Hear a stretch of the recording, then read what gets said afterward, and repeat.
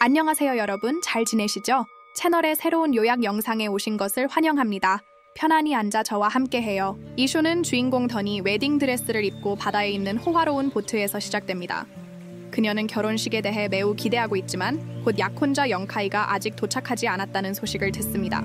그녀는 그에게 전화를 걸려고 하지만 곧 송이라는 젊은 여성이 그녀에게 다가와 영카이가 나타나지 않을 것이라고 밝힌 후 그의 전화가 꺼져 있는 것을 알게 됩니다. 그녀는 그에게 반한 듯하며 결혼식이 열리기를 원하지 않습니다. 송은 또한 영카이의 가족은 결혼 사실을 모르고 있으며 그가 나처럼 가난한 사람과 결혼하는데 결코 동의하지 않을 것이라고 밝힙니다. 결혼식에 참석한 사람들이 친척이 아니라 융카이가 고용한 유료 배우라고 주장합니다. 그런 다음 장면은 메안과 융카이가 결혼 준비에 대해 이야기하는 하루 전으로 이동합니다. 우리는 그들의 대화를 통해 그들 사이에 몇 달밖에 안 된 아이가 있다는 것을 알게 되었습니다. 윤카이는 심부름을 해야 한다고 말하며 집을 나갑니다. 얼마 후 에머는 그의 전화에서 전화를 받지만 반대편에서 한 여성이 말을 합니다. 그녀는 땅에서 전화를 찾았다고 주장하고 먼에게 전화를 가져오라고 권합니다. 얼마 후 에머는 주어진 주소에 도달하고 자신을 발견합니다. 거대한 저택 앞에서 그녀는 그녀를 집 안으로 안내하고 청소부가 그녀에게 전화를 줄 것이라고 주장하는 송을 만난다. 의미는 당황하지만 저택에 어린 카이가 있는 것을 알아차린다.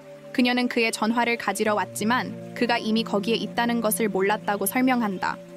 그것은 어린 카이의 집이었지만 먼은 그가 부유한 가문 출신이라는 것을 전혀 모른다. 그러고 나서 그는 그녀를 집으로 보내 쉬게 한다. 왜냐하면 그들의 결혼식이 내일이기 때문이다.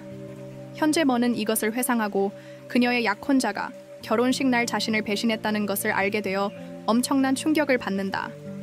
그녀는 울기 시작하고 다음 날 바다에 뛰어들어 자신의 삶을 끝내기로 한 비극적인 결정. 영은 가족의 뜻에 반하여 나와 결혼하기로 결심하지만 너무 늦었고 그는 수색대를 파견하여 그녀를 찾게 했지만 시신을 찾을 수 없었다는 통보를 받습니다. 장면은 6년 후로 넘어가는데 여기서 우리는 카이가 여전히 싱글이고 나를 위해 슬퍼하는 모습을 보게 됩니다. 그는 어떤 낭만적인 관계에도 관심이 없고 전적으로 자신의 일에 집중합니다. 어느 날 저녁 그는 한정판 디자이너 의류 경매가 있는 자선 행사에 참석합니다. 송도 그 행사에 참석하여 그녀에게 시시덕거리려고 합니다. 영카이는 그에게 데이트를 신청했지만 영카이는 거절하거나 진전시키고 사랑하는 사람과 똑같이 생긴 멋진 여자가 파티에 들어오는 것을 보고 아들을 돌봐야 한다고 말합니다. 그는 그녀가 오래전에 죽었다고 생각했기 때문에 핵심에 흔들렸습니다.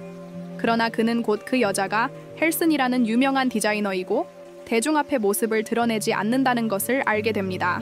영카이는 그녀와 이야기를 나누고 짧은 대화 후 그녀가 늙은 사람과는 성격이 매우 다르다는 것을 깨닫습니다.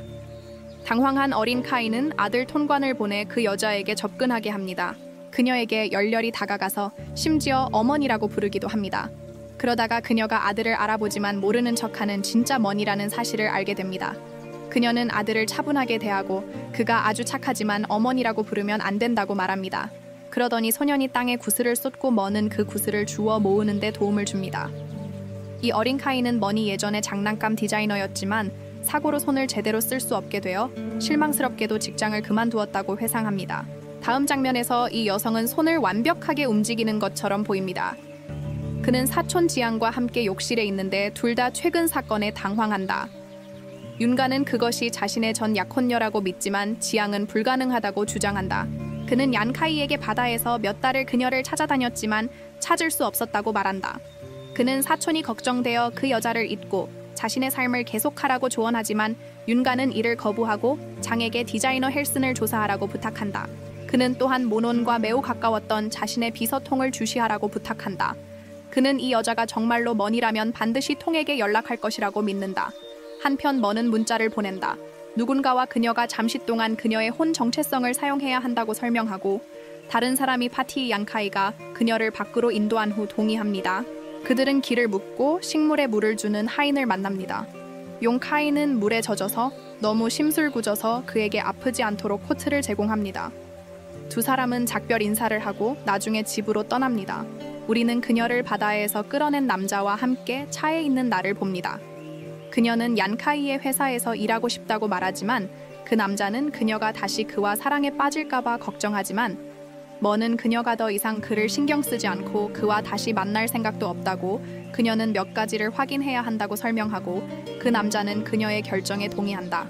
다음 날 송은 아들을 만난다는 구실로 영카이의 집을 방문하지만 그는 통 오네안이 현재 학교에 있다고 그녀에게 알린다. 송은 결국 떠나기로 동의하지만 먼저 화장실을 사용하겠다고 고집한다. 그녀는 그의 허락 없이 양카이의 방에 들어가 방이 얼마나 크고 호사스러운지에 놀란다. 그녀는 혼자 미소를 지으며 언젠가는 이 모든 것이 그녀의 것이 될 것이라고 말하며 그의 소지품을 뒤진다. 송침대 옆에 작은 상자가 있는 것을 보고 그것이 무엇인지 궁금해합니다. 그녀는 안에서 두 가닥의 머리카락을 발견하고 버리려고 하지만 그때 어린 카이가 나타나 그녀가 그러지 못하게 막습니다. 그는 그녀에게 그렇게 자신의 소지품을 만지지 말라고 소리칩니다. 송이 떠난 후 어린 카이는 상자를 보고 머리카락이 나의 것이었음이 밝혀졌습니다. 그는 그녀와 함께 보낸 좋은 시간을 기억하고 오후에 그녀가 많이 그리워지기 시작합니다. 어린 카이와 나는 카페에서 만납니다. 그는 그녀가 가장 좋아하는 음료인 라떼를 주문하지만 그녀는 그의 함정에 빠지지 않고 자신이 그것을 좋아하지 않는다고 주장합니다. 그는 그녀의 코트를 돌려주고 깜짝 선물에 대한 감사를 어떻게 표현할 수 있을지 묻습니다. 머는 그녀가 자신의 회사에서 일할 수 있는지 묻습니다. 양카이는 그녀에게 관심이 있고 그녀가 매우 재능 있는 디자이너라는 것을 알고 있기 때문에 기꺼이 동의합니다. 다음 날 어린 키아이는 통완을 다시 한번 데려와 나를 만나게 합니다. 그 소녀는 다시 한번 그녀의 어머니에게 전화를 걸어 생일 초대장을 건네줍니다. 그녀는 초대장을 수락하고 그에게 미리 생일 축하를 전합니다. 나중에 융카이가 그녀에게 아이들을 좋아하냐고 묻자 머는 거짓말을 하고 그렇지 않다고 말합니다. 그녀는 통완의 기분을 상하게 하고 싶지 않았다고 설명합니다. 그 후 얀카이는 그녀를 회사로 데려가 마케팅 부서의 책임자로 임명합니다. 이것은 많은 다른 직원들을 화나게 합니다. 왜냐하면 그들은 밤에 오랫동안 승진을 기다리고 있었기 때문입니다. 윤가는 그녀가 늦게까지 일하는 것을 지켜보고 어둠에 대한 민의 두려움을 기억해냈습니다. 그래서 그들이 나가는 동안 그는 그녀를 시험하려고 시도하고 정전을 일으켰습니다. 그는 유령에 대해 이야기하기 시작하지만 그녀는 두려워하지 않으며 그런 것들을 믿지 말라고 말합니다. 다음 날 존과 그의 비서통은 어딘가로 운전을 하던 중 갑자기 먼으로부터 그녀를 만나자고 하는 문자를 받습니다. 통은 너무 흥분해서 상사를 길에 버리고 재회 후 가장 친한 친구를 만나러 달려가는 모논. 눈물 어린 혀, 왜 그렇게 오랫동안 연락하지 않았는지 묻는 모논. 프랑스에서 6년 동안 패션 디자인을 공부했다고 설명하는 모논. 또한 자신을 익사에서 구해주고 돌봐준 마이크에 대해서도 이야기해주는 모논. 갑작스러운 귀환에 대한 질문을 받자 모논은 장난감 디자이너였던 고인이 된 아버지에 대해 이야기한다. 해고된 후 한 학생이 아버지가 자신의 디자인을 훔쳤다고 거짓으로 고발하면서 아버지의 삶이 망가졌다고 말하는 모논. 영어, 그의 장난감 공장에 집중했는데 그 공장도 신비롭게 불타버렸고 그는 그 후 깊은 우울증에 빠져 자살했다고. 마이크 영 카이의 가족이 이 사건에 연루되었다고 합니다. 우리의 여주인공은 이제 이를 확인하고 복수하기 위해 돌아왔습니다. 그녀의 삶을 파괴한 카이를 파괴하기를 바랍니다. 그녀는 또한 야나이의 가족 중 한 명인 혀 조사관 보스장에게 이 모든 것을 듣고 충격을 받았지만 그녀는 할 수 있는 모든 방법으로 그녀의 가장 친한 친구를 돕기로 동의합니다. 머는 다음 날 아들의 생일을 축하하기 위해 얀카이의 집에 도착합니다. 그녀는 그를 발견합니다. 주방에서 요리하고 갑자기 그와 대화를 나누기 시작한 어린 카이는 그녀가 토마토와 계란을 좋아하냐고 묻습니다. 그는 이것이 예전에 민이 가장 좋아했던 음식이라는 것을 알고 있기 때문에 그녀를 시험하고 싶어 하지만 그녀는 또한 영리하게 행동하는 방법을 알고 있으며 그 요리를 싫어한다고 주장합니다. 작은 통안이 민을 맞이하기 위해 달려가 그녀를 그의 방으로 데려가 놀게 한 후 대화가 중단됩니다. 송이 케이크를 들고 파티에 나타난 직후 그녀는 생일 소년에게 접근하려고 시도하지만 그는 그녀를 무시하고 나와 함께 있기를 더 좋아합니다. 이것은 송을 질투하게 만들어 그녀는 민에게서 장난감을 계속 훔칩니다. 그들이 우연히 작은 소년을 깨뜨리고 그의 엄마가 오래전에 이 장난감을 만들었다고 주장합니다. 노래는 사과를 시도하지만 머는 그녀에게 방을 나가라고 요청합니다.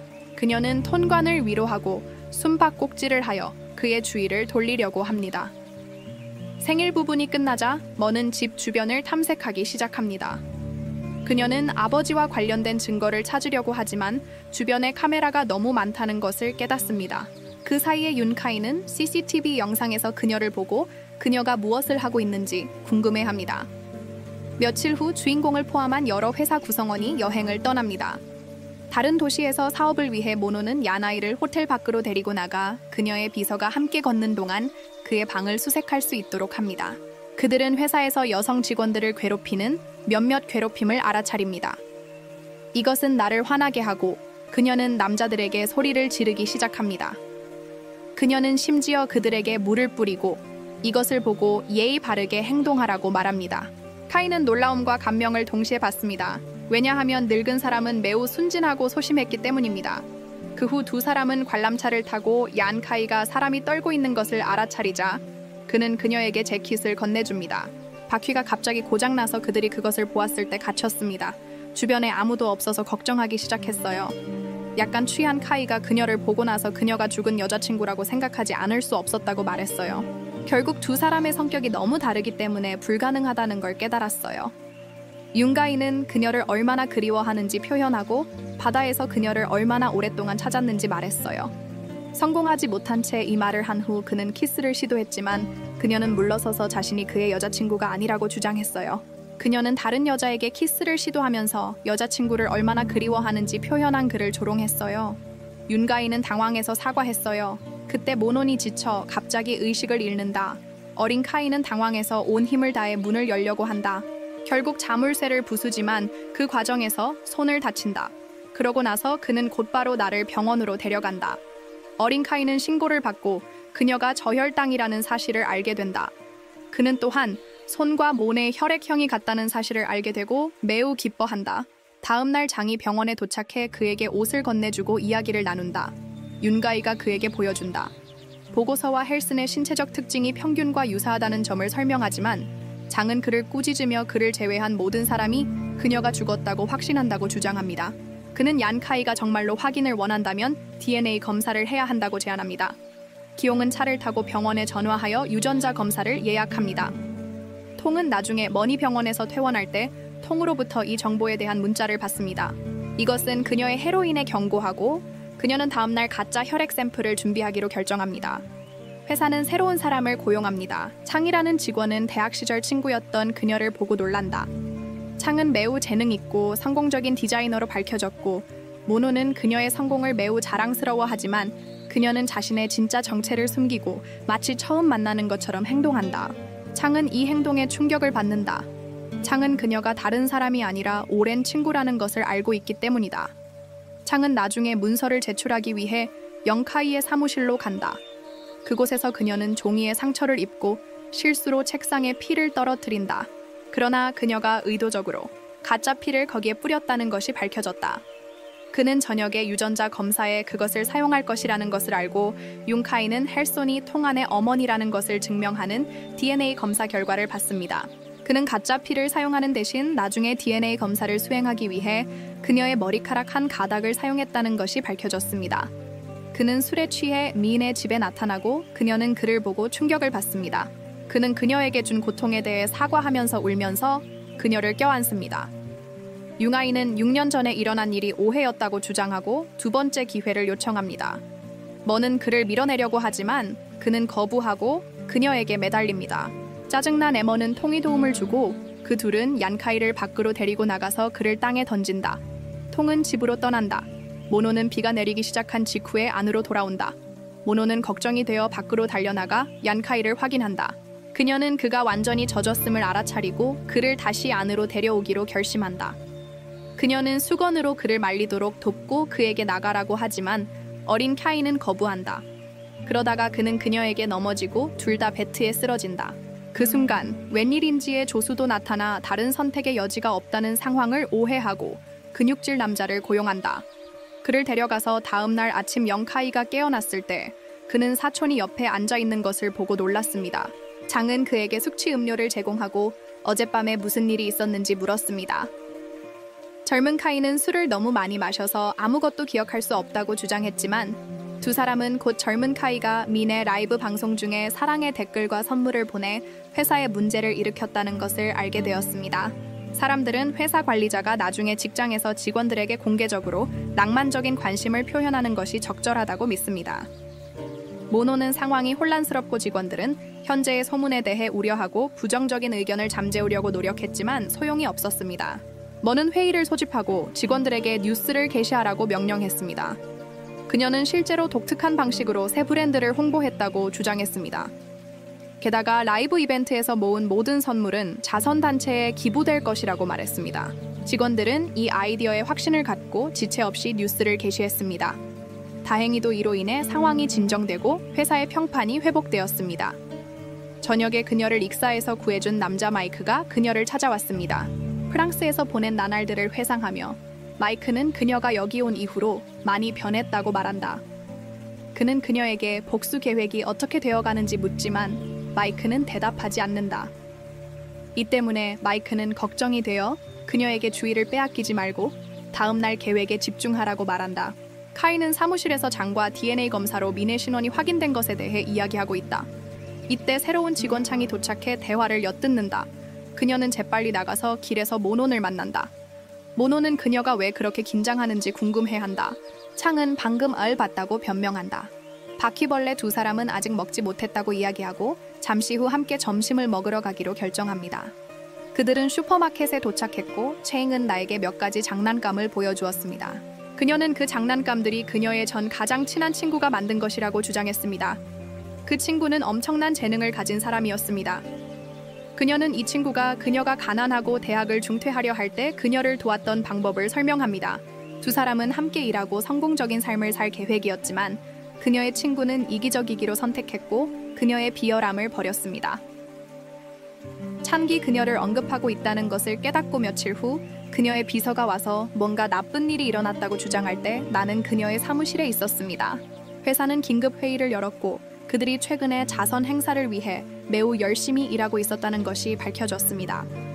불행히도 경쟁 회사가 갑자기 그들의 것과 정확히 똑같은 프로젝트 아이디어를 발표했습니다. 우연일 수도 있고 누군가가 경쟁 회사에 밀고 했을 수도 있습니다. 직원들은 경로하여 누가 아이디어를 누설했는지 알아내고 싶어 합니다. 카이는 그녀가 자신에게 복수하기 위해 이런 짓을 했다고 의심하는 나를 바라보았고 그는 그에게 알렸습니다. 직원들에게 조사를 하지 않을 것이며 대신 새로운 계획을 세우라고 지시합니다. 머는 카페에 앉아 있을 때 경쟁 회사의 관리자가 그녀에게 다가옵니다. 그 여자는 그녀에게 합류하도록 권유하고 현재 직장보다 훨씬 높은 급여와 혜택을 제안하지만 머는 제안을 거부하고 그녀를 내버려 두라고 합니다. 그 사이에 양카이는 그 여자가 떠난 후 대화를 우연히 듣습니다. 그는 티리가 먼에게 다가가려고 했지만 갑자기 마이케가 나타납니다. 그는 또한 먼에게 그녀의 경력 성장을 위해 다른 회사의 제안을 고려하라고 촉구합니다. 카이 회사가 취약한 상태에 있고 지금이 그에게 복수하기에 완벽한 시기라고 설명합니다. 먼은 계속해서 그의 제안을 거부하고 마이케가 근처에 있는 젊은 카이를 알아차리자 그는 재빨리 떠납니다. 우리의 영웅은 먼에게 다가가 그녀와 그 남자가 매우 친해 보인다고 말하지만 그녀는 그것이 그의 일이 아니라고 대답합니다. 그러다가 그는 그녀가 직장을 그만두고 싶어 한다면 그녀의 결정을 존중한다고 말합니다. 이것은 나를 화나게 만들고 그녀는 그가 회사에 그녀를 귀중하게 생각하지 않느냐고 묻습니다. 젊은 카이는 그가 그런 뜻으로 말한 것이 아니라고 주장하지만 그녀는 화가 나서 폭풍을 일으킵니다. 며칠 후 모노는 특수한 필요가 있는 어린이들을 위한 중요한 자선 행사를 조직합니다. 행사 중에 그녀의 비서는 그녀가 어린 카이의 전화를 신중하게 확인했지만 의심스러운 것을 찾을 수 없었다고 그녀에게 알립니다. 그녀는 또한 그의 전화가 메안의 사진과 그들의 오래된 채팅으로 가득 차 있다고 언급합니다. 비서는 메안의 아버지의 장난감 공장이 있는 땅이 와이카이의 가족 소유라고 밝힙니다. 그러나 와이카이는 그 사건과 아무런 관련이 없으며 심지어 저녁에 그의 가족과도 좋은 관계가 아닌 것으로 밝혀졌습니다.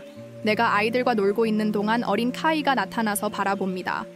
그녀에게 애정을 표현한 그는 그녀와 합류하고 그들은 나중에 즐거운 시간을 보냅니다. 두 사람은 혼자 걷고 머는 이 행사를 조직할 수 있도록 허락해준 회사에 감사를 표합니다.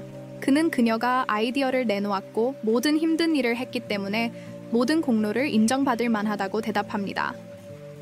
그들이 도착한 직후 젊은 카이는 먼에게 고객과 회의가 있다고 알립니다.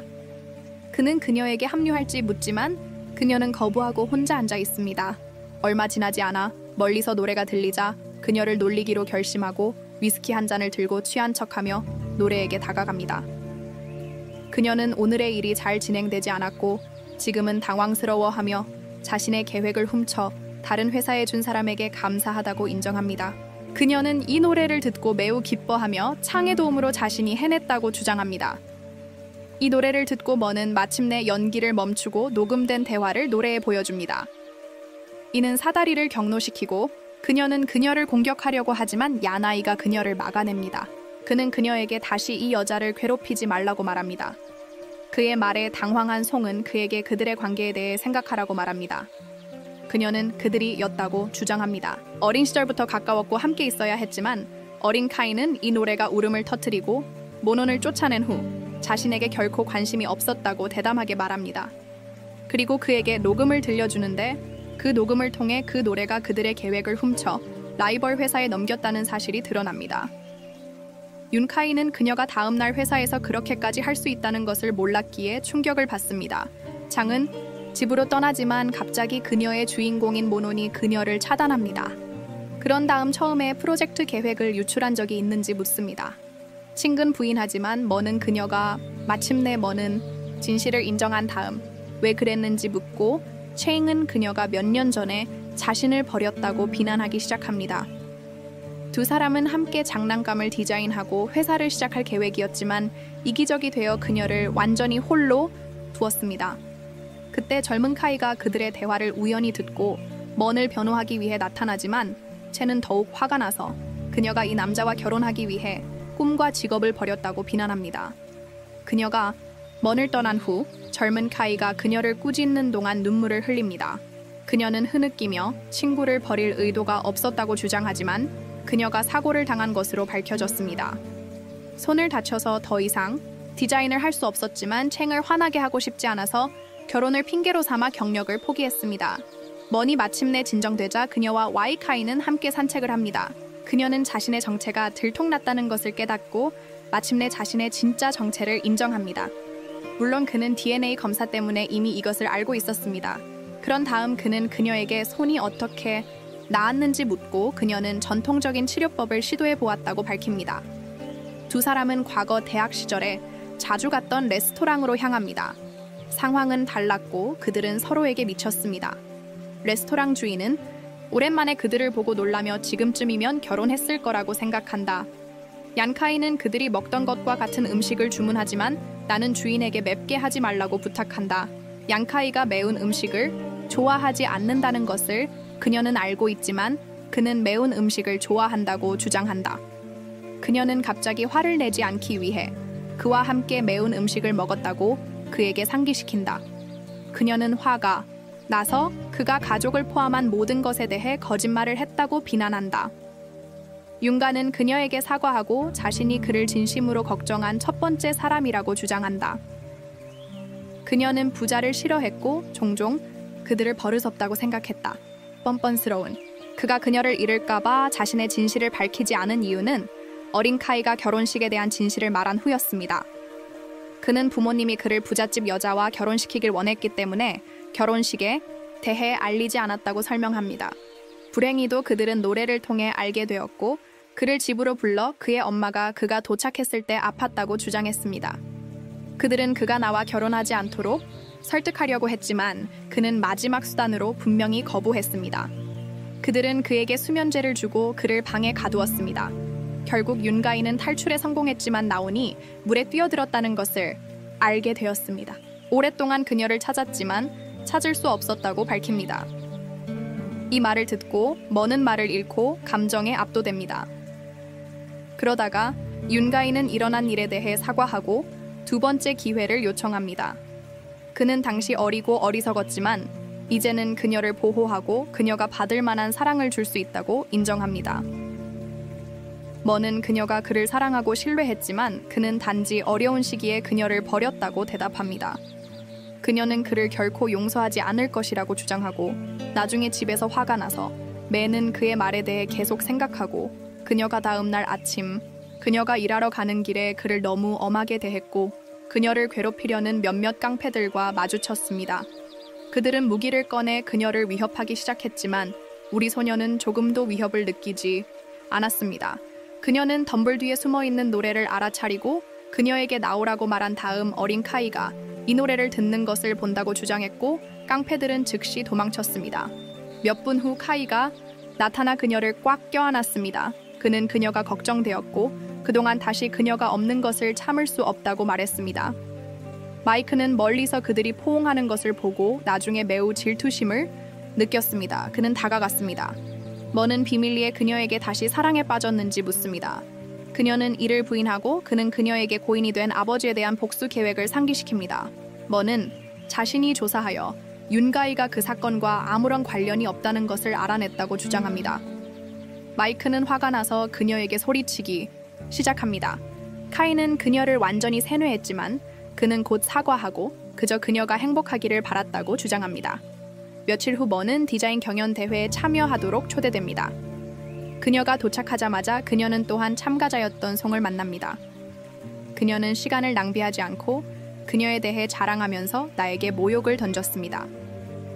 두 사람이 다투는 동안 송의 할아버지인 빙주 씨를 만나게 되는데 그는 이벤트 주최자이자 업계의 전설적인 인물로 유명한 디자이너입니다. 빙주 씨는 저를 보고 기뻐하며 송의 작품을 칭찬합니다. 송은 송이가 송의 아이돌이라고 주장하며 오랫동안 송의 작품을 존경해왔다고 합니다. 그러다가 송의 할아버지와 이야기를 나누려 하지만 송은 송을 무시하고 떠나버립니다. 송은 송이에게 미안한 마음을 품고 송의 상황에 대해 묻습니다. 송은 송이가 아무리 열심히 일해도 할아버지에게는 충분하지 않다고 설명합니다. 할아버지는 항상 송이를 실패하고 그녀의 노력을 결코 인정하지 않자 그녀는 어렸을 때 그녀를 사랑했지만 지금은 그녀의 존재를 거의 인정하지 않는다는 것을 떠올리며 울기 시작합니다. 송은 그녀가 에이즈가 될 자격이 없다고 주장하고 눈물을 흘리며 그녀를 껴안습니다. 이 말을 듣고 머는 그 사람이 나쁜 사람이 아니라 단지 인정을 원하는 소녀라는 것을 깨닫습니다. 경연대회가 시작된 직후 머는 의도적으로 최고의 작품 대신 평범한 디자인을 제출합니다. 결과적으로 송은 경연대회에서 우승하게 되고 그녀는 매우 행복해집니다. 행사 후 그녀는 할아버지 옆에 서서 손님들을 배웅합니다. 빙주 씨도 손녀가 마침내 자신을 자랑스럽게 만들 만한 일을 했다는 사실에 기뻐합니다. 잠시 후 송 씨는 멀리서 나를 발견하고 그녀에게 감사를 표하기로 합니다. 그러나 그녀는 어린 카이가 손에 꽃을 들고 자신에게 다가오는 것을 알아차립니다. 그는 저를 저녁 식사에 초대하지만 그녀는 그를 거부하고 이 상호작용을 보고 떠나라고 합니다. 송 씨는 생일에 영카이에게 꽃을 요청했지만 그가 그 순간 그녀를 차갑게 무시했던 과거 사건을 회상합니다. 송 씨는 어린 카이가 모든 사람에게 못되게 굴고 지금은 낭만적인 방법을 모른다고 생각하며 스스로를 위로합니다. 그가 다른 여자에게 꽃을 가져다 주는 것을 보고 그녀는 상심하고 울기 시작합니다. 다음 날 그녀는 나에게 감사 인사를 전하기 위해 도착하고 그녀에게 선물을 줍니다. 그녀는 고급 패션 디자인을 공부하기 위해 프랑스로 떠나기로 한 자신의 결정에 대해 이야기합니다. 송은 그녀가 미내 작업을 존경하고 미래에 그녀만큼 재능이 있기를 바란다고 말합니다. 마침내 그녀는 오랫동안 카이를 사랑했지만 마침내 그들의 관계가 불가능하다는 것을 받아들였습니다. 이 말을 듣고 미는 감동하고 그녀의 행운을 기원합니다. 그러다가 6년 전 창이 그녀에게 결혼에 대해 연락했다고 밝힙니다. 그녀는 유키의 가족에게 이 사실을 알렸고 이로 인해 유키는 감옥에 갇히고 참석할 수 없게 되었습니다. 그녀는 이제 카이가 그녀 외에는 누구도 사랑하지 않았다고 주장하며 내게 사과합니다. 이후 소녀들은 작별 인사를 하고 다음 장면에서 헤어집니다. 그녀는 자신이 디자인한 드레스를 입고 시상식에 참석합니다. 모두가 그녀의 재능에 대해 칭찬하지만 갑자기 한 기자가 나서서 그녀가 유명한 디자이너 헬슨이 아니라고 주장합니다. 그는 실제 헬슨의 사진을 보여주고 그녀가 다른 사람의 신분을 도용했다고 비난합니다. 모두가 거기에 있습니다. 충격을 받고 그녀의 진짜 정체에 대해 의문을 품기 시작합니다. 심지어 먼조차 말을 잃고 어떻게 대답해야 할지 모릅니다. 그 사이에 우리는 마이크가 멀리 서서 이 순간 드라마를 즐기는 것을 봅니다. 영카이가 갑자기 나타나 사랑하는 여자 옆에 섰습니다. 그는 또한 너네 비서인 진짜 헬슨을 데려왔습니다. 그런 다음 그녀는 기자에게 그녀가 사회 불안을 가지고 있으며 대중 앞에 나타나는 것을 좋아하지 않는다고 말합니다. 이것이 그녀가 먼에게 자신의 이름으로 파티에 참석하도록 요청한 이유입니다. 그녀는 또한 머니 테일라고 밝힙니다. 재능 있는 디자이너이자 가장 멋진 작품 중 일부를 창조한 헬스는 머니 누구도 배신하지 않았고 그녀의 고용주인 젊은 카이도 처음부터 모든 것을 알고 있었다고 주장합니다. 이 말을 듣고 기자들은 윤 카이에게 관심을 돌려 그것이 사실인지 묻습니다. 그는 그것을 확인하고 이 기회를 이용해 민의 손을 잡습니다. 윤 카이는 자신이 열심히 일하고 재능 있는 디자이너이며 회사의 성공에 크게 기여했기 때문에 누구도 그녀를 괴롭히거나 그녀의 정직성에 의문을 제기하기를 원하지 않는다고 주장합니다. 이는 모두를 놀라게 하고 마이크는 그들을 바라봅니다. 분노는 사건 이후 자신의 계획이 실패했다는 것을 깨닫고 어린 카이와 함께 바다로 산책을 갑니다. 이때 그녀는 그에게 정말로 그녀를 사랑하는지 묻고 그는 그것을 확인합니다. 그녀는 그에게 아버지의 장난감 공장 사건에 대해 질문하고 그가 그 사건과 관련이 있는지 묻습니다. 용카이는 자신이 그 사건에 연루되지 않았다고 맹세하고 그녀에게 자신을 믿어달라고 부탁합니다. 그는 장난감 공장 땅이 그의 가족 소유라고 설명하지만 그는 몇 년 동안 부모님과 이야기하지 않았습니다. 이번에 맨은 그를 믿었고 그녀는 갑자기 그에게 키스하기 시작합니다. 두 사람은 함께 집으로 돌아가서 결국 그곳에 도착합니다. 다음 날 아침 사랑을 나누다 얀카이가 깨어나서 옆에 있는 나를 보고 기쁨의 눈물을 흘리기 시작한다. 그는 오랫동안 그녀를 기다려왔고 이제 마침내 함께하게 되었다. 그는 그녀보다 먼저 일어나 가족을 위해 아침 식사를 만들기 시작한다. 머니 깨어나자 톰관이 그녀에게 달려가 그녀의 어머니를 부르고 흥분해서 그녀가 여기서 살 것인지 묻자 모노는 그렇다고 대답한다. 그녀는 그를 꽉 껴안고 이렇게 오랜 세월 동안 곁에 있어주지 못해 미안하다고 사과한다. 그러나 그 어린 소녀는 화를 내지 않고 그녀에게는 이유가 있었을 것이라고 주장한다. 그는 그녀에게 그러지 말라고 약속하라고 한다. 그를 다시 떠나기로 한 그녀는 오후에 동의합니다. 머는 마이켈을 만나 어젯밤 그녀를 당황하게 하려고 했던 실패한 계획에 대해 그에게 따집니다. 그는 친구로서 그녀의 최선의 이익을 위해 행동했다고 믿었기 때문에 그렇게 했다고 설명합니다. 머는 그가 더 이상 그녀의 친구인지 적인지 혼란스럽다고 말합니다. 그녀는 수년간 그의 도움에 감사하지만 이제 그가 그녀에게 무엇을 기대하는지 확신할 수 없습니다. 마이켄은 그녀가 와이카이와 화해했는지 묻지만 그녀는 대답하지 않고 나중에 떠납니다. 그녀가 밖으로 나갔을 때 그녀는 플래시백에서 군중과 이야기하는 마이켈을 발견합니다. 우리는 마이케가 왜 그랬는지에 대한 실제 이유를 알게 됩니다. 어린 카이를 너무 싫어해서 사실 이복 형제인 마이크가 아버지의 첫 번째 아내의 아들이고 부모님은 이혼하셨는데 어머니는 마이크가 모든 면에서 뛰어나도록 열심히 밀어붙이셨고 아버지가 그를 영카이보다 더 나은 상속자로 여기길 바랐지만 마이크가 열심히 일했음에도 불구하고 아버지는 그를 인정하지 않았고 상속 재산도 주지 않았습니다. 그 결과 어머니는 마이크를 끊임없이 학대하고 자신의 불행에 대해 그를 비난했습니다. 그는 상속 재산이나 아버지의 승인에 관심이 없는 영카이와 경쟁하고 싶었던 것입니다. 마이크가 나를 만났을 때 그는 인생에서 처음으로 진정한 배려를 느꼈습니다. 현재 통은 내부 문서 일괄 처리를 맡게 되었고 그 과정에서 그녀는 종이민의 아버지 공장 철거 계약에 대한 책임이 있다는 것을 보여주는 중요한 문서를 접하게 됩니다. 한편 민과 얀카이는 공사 현장을 기다리고 있었는데 그녀는 통에게서 이에 대한 문자 메시지를 받았고 이에 격분한 그녀는 그가 자신에게 거짓말을 했다고 비난했습니다. 어린 카이는 이에 대해 아무것도 모른다고 부인했고 장이 그런 짓을 할 수 있다고 믿지 않았습니다. 마이크의 남자 중 한 명이 은밀하게 나타나 비계를 건드리자 비계는 곧 무너졌지만 윤가이는 영웅적으로 그녀를 구했지만 불행히도 그 과정에서 부상을 입어 다음 장면에서 병원으로 급히 이송되었습니다. 종이 병원에 도착하여 나와 논쟁을 시작했습니다. 그는 그녀에게 카이를 감사하지 않는다면 그에게서 떨어져 있어야 한다고 말했습니다. 그의 사촌은 그녀 때문에 6년 동안 고통을 겪었고 사랑의 이름으로 그를 고문하지 말라고 그녀에게 요청했습니다. 그는 자신을 설명하려고 시도했지만 종은 화가 나서 그녀가 마이크 편을 들었다고 비난했습니다. 진 카이를 상대로 그의 상속권을 놓고 음모를 꾸민 그녀는 카이와 마이크가 친척이라는 사실을 몰랐기 때문에 충격을 받았습니다. 나중에 우리는 장이통이 장난감 공장에 대한 문서에 대해 그에게 따랐을 때 화가 났다는 것을 알게 됩니다. 그는 공장이 가족 재산에 있었기 때문에 화재 사건과 아무 관련이 없다고 주장했습니다. 그들은 철거에 동의했지만 그동안 강제 조치를 취하지 않았습니다. 밤새 카이 옆에 머물러 그를 돌보았습니다. 아침에 일어나자 그녀는 울음을 터뜨리고 그의 부상을 입힌 것에 대해 사과합니다. 얼마 후 야나이는 병원에서 퇴원하고 부부는 집으로 돌아가는 길에 그에게 마이크와의 관계에 대해 묻습니다. 얀카이는 마이크가 아버지의 첫 번째 결혼에서 태어난 이복 형제라고 밝힙니다. 그는 마이크가 항상 자신에게 질투심을 품고 그와 그의 사랑하는 사람들을 적극적으로 방해하려고 했다고 설명합니다. 바로 그때 나는 건설 현장에서 본 가면을 쓴 인물을 떠올리고 며칠 전 마이크를 만났던 사람과 같은 사람임을 알아봅니다. 그들은 그것이 모두 그들을 해치려는 그의 계획의 일부였다는 것을 깨닫습니다. 젊은 카이는 또한 다음과 같이 주장합니다. 사고로 인해 몇 년 전 그녀의 손이 다쳤는데 그것은 전혀 사고가 아니었습니다.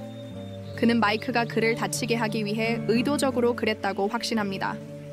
이 말을 듣고 저는 마이크를 형제처럼 여겼기 때문에 큰 충격을 받았습니다. 나중에 집에서 미는 손 부상으로 어려움을 겪었던 때를 회상하며 깊은 슬픔에 잠겼습니다. 마이크는 그녀가 그 어려운 시기를 극복하도록 도와주었고 그의 도움으로 계속 살아가도록 격려했습니다. 그녀는 회복했고 패션 디자인에 대한 열정을 추구했습니다. 그녀가 첫 프로젝트를 맡았을 때 마이크는 그녀를 진심으로 기뻐하는 것 같았습니다. 그녀는 이 일을 회상하며 눈물을 흘렸습니다. 마이크가 사무실에 있는 동안 윤가이가 회복되어 병원에서 나왔다는 소식을 듣고 짜증이 난 그는 또 다른 실패한 계획에 짜증이 나서 이복 형제를 영원히 파괴하기 위해 엄청난 일을 꾸미기로 결심합니다. 다음 날 머는 가장 중요한 고객 중 한 명이 회사와의 계약을 해지했다는 사실을 알게 됩니다. 그녀는 그들이 정당한 이유도 언급하지 않았기 때문에 충격을 받습니다. 머는 즉시 첫 번째 비행기표를 예약하고 다른 도시로 이동합니다. 그녀는 고객을 만나 설명을 요구합니다. 남자는 결정이 자기의 통제를 벗어난 것이라고 주장하며 긴장한 듯 보이지만 모노는 그가 빙주 씨가 그에게 그렇게 하라고 했다고 마침내 인정할 때까지 그를 압박하기 시작한다.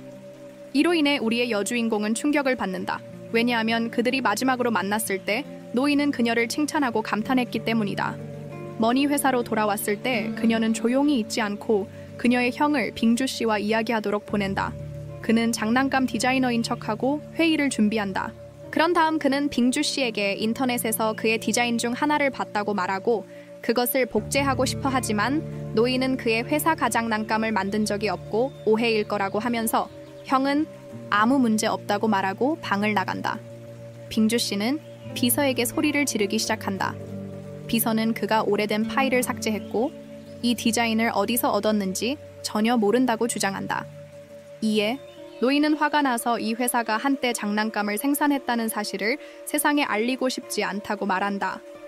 그때 형이 돌아와서 휴대전화를 잊었다고 주장하는데 알고 보니 대화 내용을 모두 녹음해 놓았고 나중에 다음날 저녁에 여동생에게 들려준다. 어린 카이는 나를 데려간다. 전화를 받고 밖으로 나간 직후 긴장을 풀고 스트레스를 풀기 위해 술집에 갔는데 머니 돌아와서 젊은 카이에게 시시덕거리는 여자를 보고 재밌어 한다. 그는 여자를 피하려고 하지만 여자는 떠나기를 거부하고 그에게 매달린다. 화가 난 머니 다가와 그들 가운데 바로 앉는다. 이로 인해 다른 여자가 짜증이 난다. 융아이는 먼에게 손을 얹고 아내가 자신이 술을 마시는 것을 좋아하지 않는다고 말한다. 그들이 연인이라는 것을 깨닫고 여자는 포기하고 떠난다. 두 사람은 이 상황에 대해 웃고 머는 카이가 많은 여자와 데이트를 했을 것이라고 놀린다. 그녀가 없을 때 그는 외출할 때마다 여자들로부터 구금을 당하는 것을 피하기 위해 주변에 남자 3명을 두었다고 대답합니다. 그는 이 때문에 결국 그가 게이라는 소문이 돌기 시작했다고 말합니다.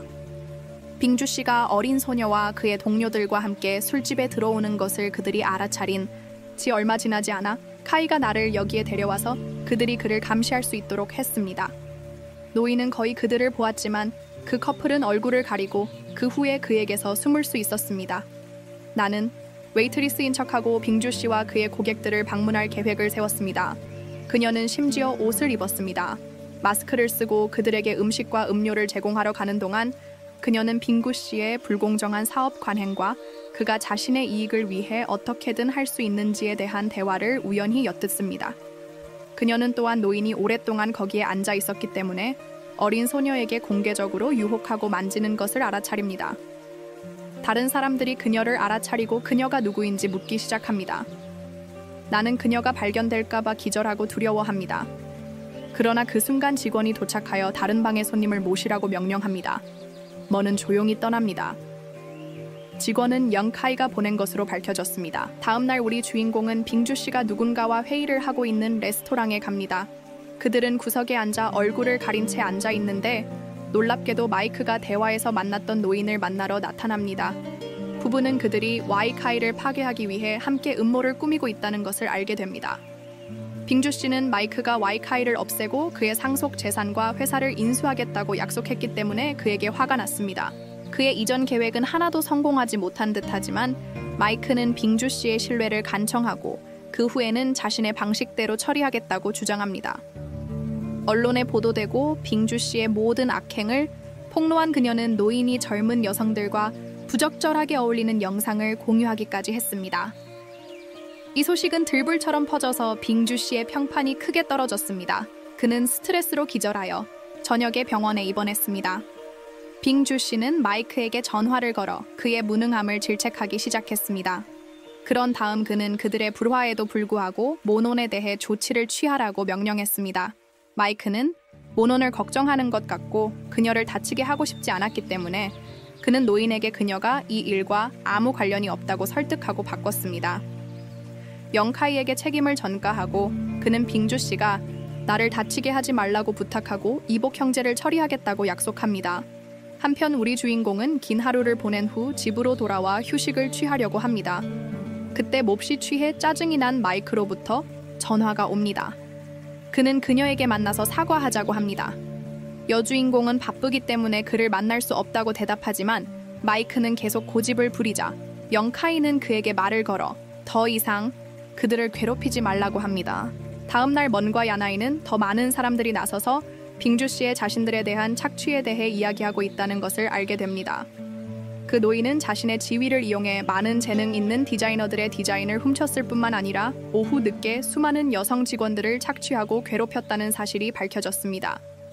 머는 프랑스에서 돌아온 송을 만나 즐거운 대화를 나누었고 송은 그녀에게 B라는 프랑스 대기업이 주최하는 다가올 패션 디자인 경연 대회에 대해 알려주었습니다. 이 대회에서 우승하면 전 세계적으로 사업을 알릴 수 있는 기회가 있습니다. 송은 그녀가 비페트와 계약을 맺었다고 언급했습니다. 그녀의 회사가 대회에서 이길 수 있도록 도울 수 있다는 남자가 처음에는 기뻐하지만 송은 그녀에게 한 가지 조건이 있다고 말합니다. 그녀는 내가 그녀의 할아버지를 쫓는 것을 멈추고 그를 내버려 두기를 원한다는 것이 밝혀졌습니다. 그녀는 그가 노인이고 최근 뉴스 때문에 건강이 악화되고 있다고 주장합니다. 그녀는 내가 그에게 과도한 스트레스를 주지 않도록 부탁하고 보답으로 그녀를 돕겠다고 약속하지만 우리 헤로는 그런 부패한 남자를 폭로하는 것이 옳은 일이라고 주장하며 제안을 거부합니다. 내가 직장에 복귀했을 때 그녀는 마이크의 비서에게 접근했습니다. 두 사람은 잠시 대화를 나누고 여자는 마이크는 그녀에게 회사에서 일자리를 제안하고 그녀는 높은 급여와 많은 혜택 그리고 회사 주식으로 유혹합니다. 그녀는 민의 도움으로 회사가 윤케이보다 더 오래되었기 때문에 비경연 대회에서 쉽게 이길 수 있다고 말합니다.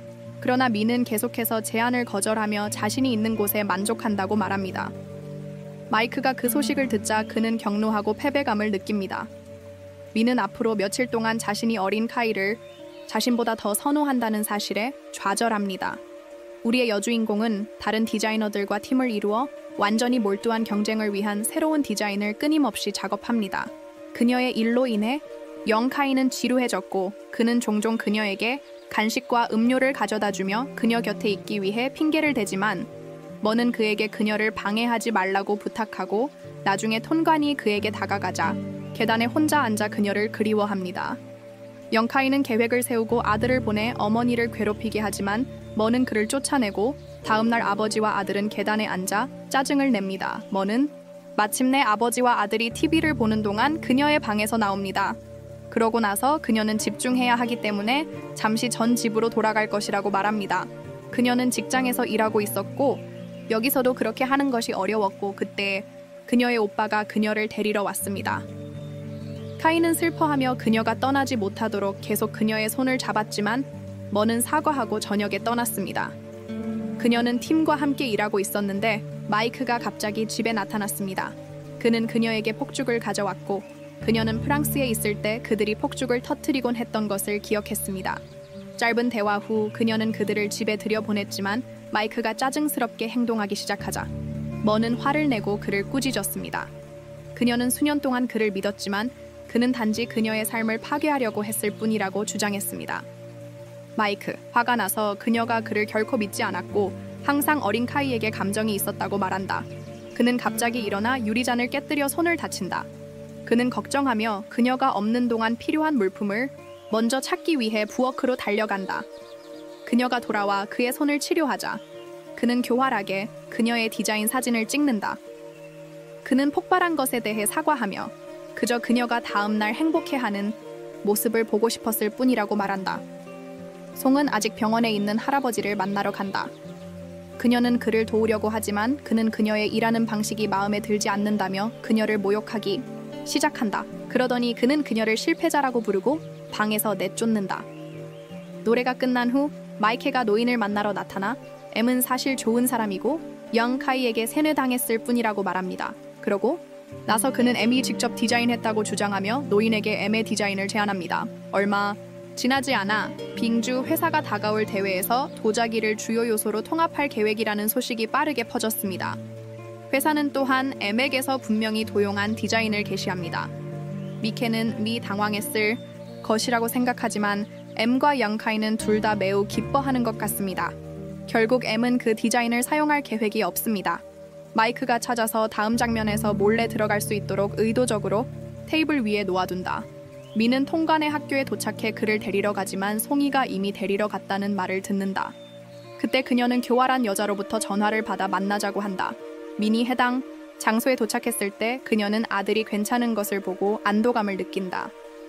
송이는 민이 이제 가족이 고통받는 것을 지켜보는 것이 얼마나 힘든지 이해하기를 바란다고 말한다. 그녀는 할아버지에 대한 걱정을 표시하고 그를 내버려 두라고 요청하지만 민은 그가 그럴 자격이 있다고 말하며 거부한다.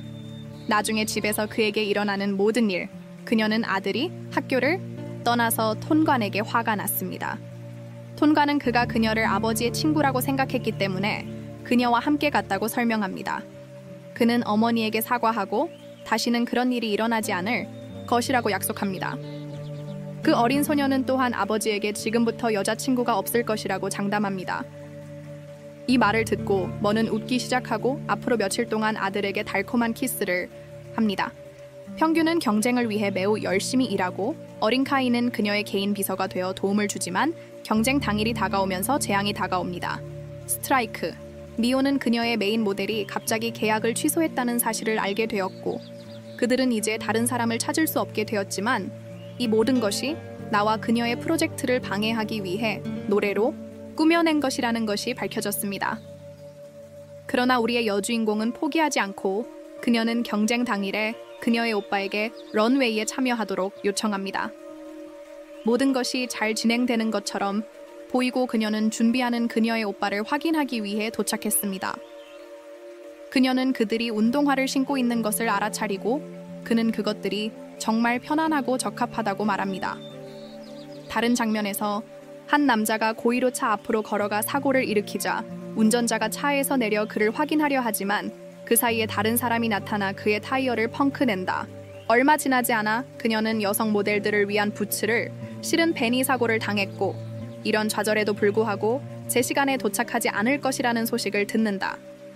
그녀는 긍정적인 태도를 유지하며 오빠에게 그와 같은 운동화를 수십 개 주문해달라고 부탁한다. 쇼는 곧 시작되고 다양한 참가자들이 쏟아지는 비 속에서 자신의 작품을 선보이며 곧 쇼의 주제가 될 듯하다. 미안의 팀은 멋진 디자인과 스니커즈를 신고 비 속으로 나갑니다. 심사위원들은 송이 그녀를 방해하려고 노력했음에도 불구하고 그녀의 디자인과 독특한 프레젠테이션에 매료됩니다. 이벤트는 성공적이며 머는 결국 대회에서 우승합니다. 며칠 후 그녀는 송의 사무실에 도착했지만 그녀가 비서와 논쟁하는 것을 봅니다.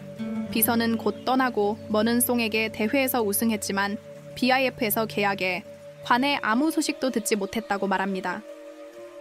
그녀는 송이 그들과의 연결을 사용하여 의도적으로 계약을 방해하고 있다고 의심합니다. 커닝은 경쟁 결과가 실수였고 회사가 그 후에 나와 함께 일하고 싶어 하지 않는다고 말합니다. 송이 욕실에 있을 때 그녀의 비서가 다시 그녀에게 다가와서 휴가를 달라고 부탁합니다. 그녀는 임신했기 때문에 더 이상 그림을 그릴 수 없고 대화에 지쳐 있다고 주장합니다. 우리는 송이가 그녀의 비서 디자인을 그녀 자신의 것처럼 제시하고 있다는 것을 알게 됩니다. 그녀는 그녀의 할아버지를 기쁘게 하기 위해서만 그렇게 하고 있는데 할아버지는 그녀의 일에 전혀 관심이 없습니다. 송은 그녀가 떠날 수 없다고 주장하고 욕실에서 나옵니다. 비서는 눈물을 흘리고 그때 머니 들어와서 그녀에게 제안합니다. 티슈와 그녀를 위로합니다. 다음 날 장과 통은 회사로 가는 길에 자민기라는 남자를 만납니다. 그는 회사가 파산 직전에 있기 때문에 종에게 투자를 간청합니다. 종은 그의 파일을 가져가지만 그의 경비원들이 곧 도착하여 그 남자를 끌고 갑니다. 얼마 후 어린 카이는 사촌을 방문하고 두 사람은 일과 삶에 대해 이야기하기 시작합니다. 어린 카이는 근처에 파일이 있는 것을 보고 그에게 그것에 대해 묻습니다. 장은 오늘 아침에 한 남자가 자신에게 다가와 투자를 구걸했다고 대답합니다. 윤가는 그런 다음 파일을 열고 그 남자가 그는 사무실을 나간 후 자밍에게 전화를 걸어 자신의 사업에 투자하고 싶다는 의사를 표명했습니다. 그는 또한 나에게 전화를 걸어 그녀 아버지의 공장에 대한 정보를 찾았다고 알렸습니다. 얼마 후 지민기 그의 사무실에 도착하여 파산 직전인 그의 장난감 회사에 대해 이야기하기 시작했습니다. 그는 빚을 갚기 위해 모든 사람에게서 지루함을 느꼈다고 주장했고 그의 어머니는 그를 위해 집을 팔기까지 했습니다. 그는 또한 그의 아버지가 아프고 의지할 사람이 없다고 언급했습니다. 지민근 그에게 투자 대가로 회사 주식의 30%를 제안하지만 카이는 대신 회사 전체를 사겠다고 제안하여 그를 놀라게 합니다. 다음에 미는 송이 주최한 패션쇼를 진행합니다. 그녀는 송의 어시스턴트와 이야기를 나누고 디자인에 대한 피드백을 제공합니다. 이를 보고 화가 나서 군중과 기자들 앞에서 미혼을 모욕하기 시작합니다. 그녀는 오랫동안 송인인 척하며 대중을 속였다고 말합니다. 또한 그녀는 그녀가 어린 카이와 같은 부유한 남자를 유혹하여 그를 이용해 성공을 이루었다고 비난합니다. 그는 어린 카이에게 돌아왔습니다. 지민근 자신과의 관계에 대해 이야기합니다. 지민근 자신의 학생이었고 자신의 선생님이 자신의 과제를 훔쳤다고 비난했으며 이로 인해 해고되었습니다. 이러한 지밍의 아버지는 그에게 아무런 조치도 취하지 않았습니다. 야나이는 그가 어떻게 그런 덕망 있는 사람을 배신할 수 있었는지 질문합니다. 지민근 갑자기 울기 시작하고 매일 후회한다고 주장합니다. 그는 선생님이 매우 친절했고 심지어 공부를 마치는 데 도움이 되도록 돈을 제공했다고 회상합니다. 지민근 아마도 엇보이고 오늘 스승을 배신해서 고통받고 있다고 말합니다. 윤카이는 그를 진정시키고 다음과 같이 말합니다. 아직 옳은 일을 하기엔 너무 늦지 않았습니다. 그는 징에게 선생님 역할을 하라고 지시한 사람이 누구인지 밝히라고 촉구하고 송인지 할아버지인지 묻습니다. 그러나 지민근 윤카이에게 충격을 주어 그 일에 대해 많은 돈을 제안한 사람이 마이케라고 밝혔습니다. 그는 또한 마이케가 The Toy Factory를 불태운 사람이라는 것을 인정합니다. 지밍은 자신이 충분히 죄책감을 느꼈고 경찰에 자백할 준비가 되었다고 말합니다. 그는 회사를 와이카이에게 넘기기로 결정하고 그에게 처리해달라고 부탁합니다. 그 사이 행사에서 송은 계속해서 언론 앞에서 저를 모욕합니다. 그러나 우리의 여주인공은 송의 모든 디자인이 그녀의 비서에 의해 만들어졌다는 것을 밝혀서 상황을 뒤집습니다. 그녀는 비서가 그녀가 아직 학생이었을 때 몇 년 전에 이 디자인들을 그녀의 오래된 소셜미디어 프로필에 업로드했다는 증거를 제공합니다. 그녀는 송이 개인적인 이익을 위해 취약한 사람들을 이용하는 괴롭힘꾼이라고 주장합니다. 이를 듣고 모두가 충격을 받고 비서에게 그것이 사실인지 묻습니다.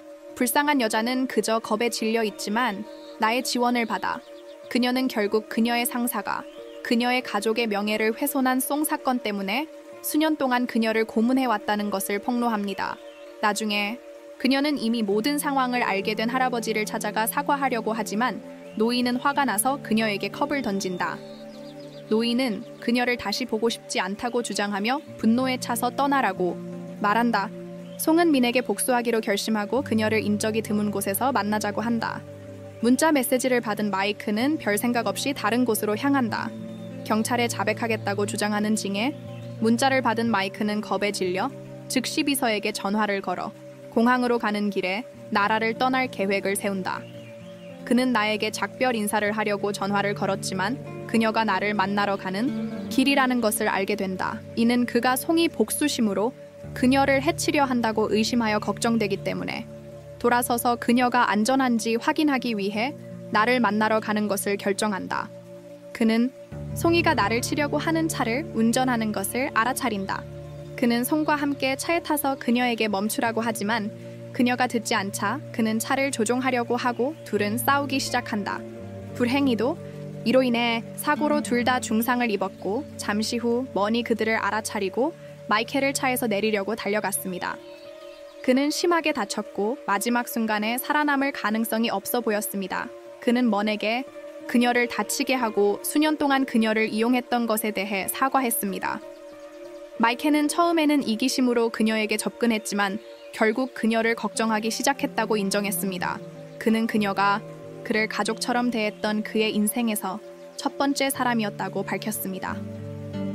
이렇게 말하면서 그는 그녀의 팔에 안겨 세상을 떠났습니다. 구급차가 도착한 지 얼마 지나지 않아 심하게 다친 송을 데려갔습니다.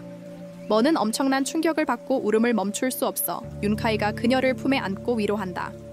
장면은 며칠 후 주인공들이 우여곡절 끝에 정상적인 삶으로 돌아온 시점으로 전환된다. 비팩과의 협력이 마침내 성사된다. 먼은 송의 전 비서를 고용하고 그녀에게 합당한 인정을 베푼다. 그동안 카이와 먼은 결혼식을 치르기 전에 망쳐버린 결혼식을 마무리하기로 결정한다. 카이는 먼을 데리고 부모님을 만나러 가기로 결정하는데 이는 처음에는 하지 않았던 일이다. 존시야. 그녀는 부모님이 결혼을 승인하지 않으면 어떻게 해야 할지 묻습니다. 우리의 영웅은 이미 아이가 있고 함께 살고 있기 때문에 상관없다고 그녀에게 확신시킵니다. 그는 부모님의 승인과 관계없이 결혼할 것이라고 선언합니다. 그들은 부모님 집에 도착하자마자 차갑게 인사를 받습니다. 먼은 부모님에게 선물을 주지만 부모님은 거만하게 그것을 받지 않습니다. 그런 다음 네 사람은 점심을 먹으러 앉았고 분위기는 매우 어색했습니다. 유나이는 부모님께 다가올 결혼식에 대해 알립니다. 그리고 예상대로 그들은 그것에 완전히 반대합니다. 그들은 먼이 단지 그의 돈을 위해 그를 이용하려는 돈만 노리는 탐욕스러운 사람이라고 믿습니다. 그러다가 그들은 그에게 대신 그들의 사회적 지위에 있는 사람과 결혼해야 한다고 제안하기 시작합니다. 이로 인해 윤카이는 격노하여 부모님과 논쟁을 시작합니다.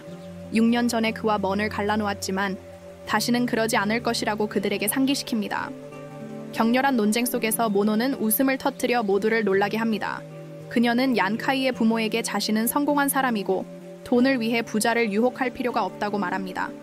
그녀는 그들만큼 부자는 아니지만 그녀는 잘하고 있습니다. 충분히 좋은 삶을 살 수 있다는 의미는 또한 그녀가 처음 윤카이를 만났을 때 그가 가난한 척했고 그녀가 그와 식량 카드를 공유했다는 것을 밝힙니다. 그의 부모님은 충격을 받고 그들이 항상 돈을 보냈을 때 왜 그런 짓을 했는지 얀카이에게 묻습니다. 하지만 저는 윤카이가 자랑스러운 사람이고 부모님의 돈에 의존하고 싶지 않았다고 말합니다. 그녀는 또한 그가 가업이나 상속에 관심이 없다고 말합니다. 이를 듣고 그의 부모님은 다시 한번 투덜거리기 시작합니다. 카이가 가업을 책임지고 있고 외부인을 둘 수 없다고 주장합니다. 그들은 상속인으로서 아들이 단순한 결혼식보다는 호화로운 결혼식을 원한다고 불평하며 그의 아버지가 나를 데리고 밖으로 나가서 결혼 선물로 다이아몬드 목걸이를 준다고 주장합니다. 그들은 강해 보이지만 결국 그들은 이미 그녀를 며느리로 받아들였다는 것을 깨닫습니다. 부모는 마지못해 부부를 축복하고 나중에 보냅니다. 우리는 부부가 교회에 들어가면서 결혼식을 준비하는 모습을 봅니다. 그들은 이 특별한 순간을 맞이하기 위해 극복한 모든 고난을 되돌아봅니다. 어떻게 생각하셨나요? 아래에 댓글로 남겨주세요. 여러분의 의견을 듣고 싶어요. 채널 성장에 정말 큰 도움이 됩니다.